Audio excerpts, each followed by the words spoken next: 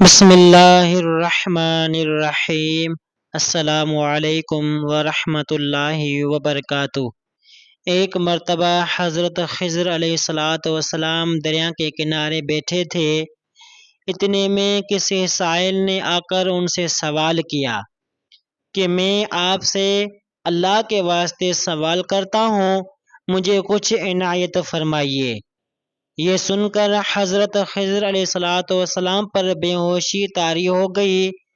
جب کچھ ہوش ہوا تو فرمانے لگے، بھائی میں تو صرف اپنی جان اور مال کا مالک ہوں، تم نے مجھ سے اللہ کے واسطے سوال کیا ہے، لہٰذا میں اپنی جان اور ذات تمہارے حوالے کرتا ہوں، تم جس طرح چاہو اس کو استعمال کرو، اس کی قیمت سے فائدہ اٹھاؤ۔ چنانچہ سائل ان کو بازار لے گیا اور ایک شخص صاحب بررقم کے ہاتھ ان کو فروخت کر دیا۔ یہ خریدار ان کو اپنے گھر لے گیا۔ اس کے گھر کی پیچھے ایک باغ تھا۔ چنانچہ صاحبہ نے حضرت خضر علیہ السلام کو ایک خدال دے کر کہا کہ اس سامنے والے پہاڑ دے جو 3 مربع میل رقبہ میں واقع تھا، مٹی کاٹ کاٹ کر باغ میں ڈالتے رہیں۔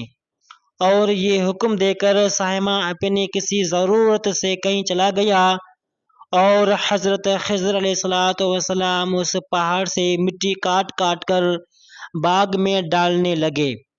جب صاحبہ واپس آیا تو اس نے گھر والوں سے دریافت کیا، تم نے غلام کو کھانا بھی کھلایا کہ نہیں؟ گھر والوں نے جواب دیا، ہمیں معلوم نہیں غلام کہاں ہے۔ یہ سن کر صاحبہ خود کھانا لے کر باغ میں آیا تو اس نے دیکھا کہ وہ غلام یعنی حضرت خضر علیہ السلام پوری پہاڑ کی مٹی کاٹ کاٹ کر چکے تھے اور اپنی کام سے فارغ ہو کر اپنے مولا حقیقی کی عبادت میں مصروف تھے۔ یہ سن کر صاحبہ کو بڑا تعجب ہوا اور اس نے دریافت کیا، یہ تو بتاؤ کہ آپ کون ہیں؟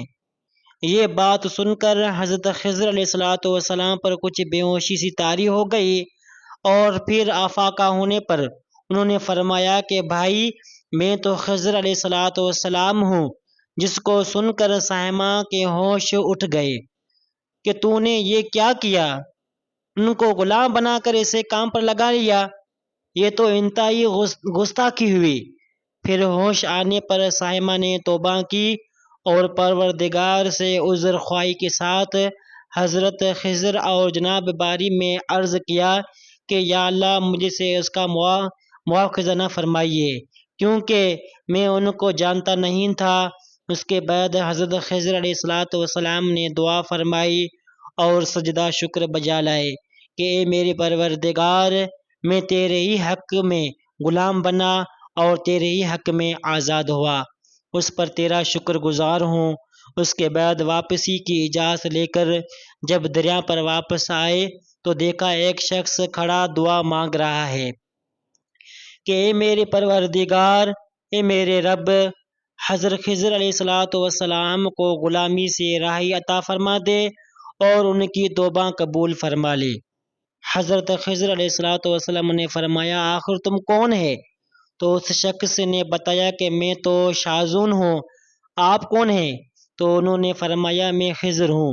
اس کے بعد شازون ملائک نے کہا، اے خضر، تم نے اپنے لیے رہنے کا مکان بنا کر دنیا کی طلب کی ہے، کیونکہ حضرت خضر علیہ السلام کا دریا کے کنارے پر ایک عبادت خانہ تھا۔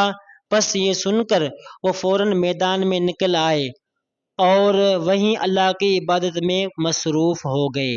اس کے بعد حضرت خضر علیہ السلام نے اسی جگہ ایک درخت لگایا اور اس کے سائے میں عبادت شروع کی تو آواز آئی، ایک خضر علیہ السلام، جب تم نے درخت کے سائے میں سجدہ کیا تو تم نے دنیا کو آخرت پر ترجیح دی، مجھے اپنی عزت اور جلال کی قسم ہے، مجھے دنیا کی محبت میں رضامندی نہیں ہے۔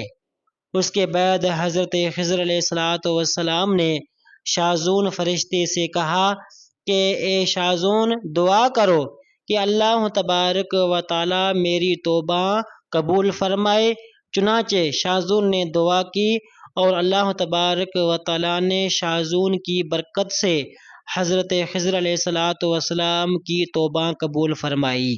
جزاک اللہ خیرہ۔